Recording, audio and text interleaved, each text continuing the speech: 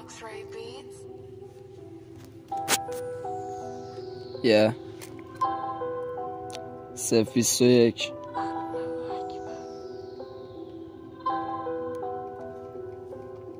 الله اکبر تو جمع داریم میت پسر مست شده با هیدی عدیس چیزی نمیفهمه باید کلشو کنم توی کشون سید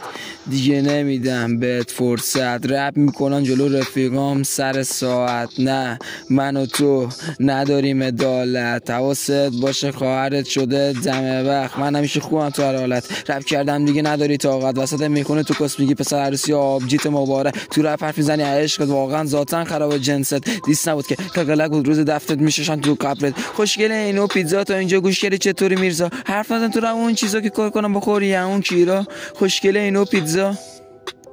تا اینجا گوش کردی چطوری میرزا فیس فیس فیس فیس خراب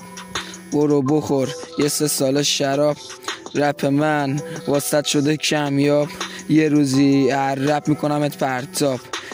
فیس فیس فیس فیس خراب برو بخور یه 3 سال شراب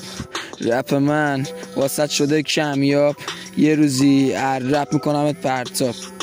حکایت رضایت روایت شکایت تو رپ من داری ارادت انقدر گندشی من میکنه که از ما دلت اتفاق میکنم روز قیامت خودم پاک دست دادم تو باید فیت بدم نه نداره امکان یه پسر رپ که در سبک قرآن پسر گنگ علی افغان نه من تو نیستیم یکسان تو که چی بگو بیاد احسان یه بشکونی داخل نیسارم میکنه فکر میکنم میخوره ریحان دیسامو میزنن توی اخبار من میخونم از روی افکار تو کلا فقط شروبر میگه اسنایپ تیر بزن به شدار فیس فیس فیس فیس خراب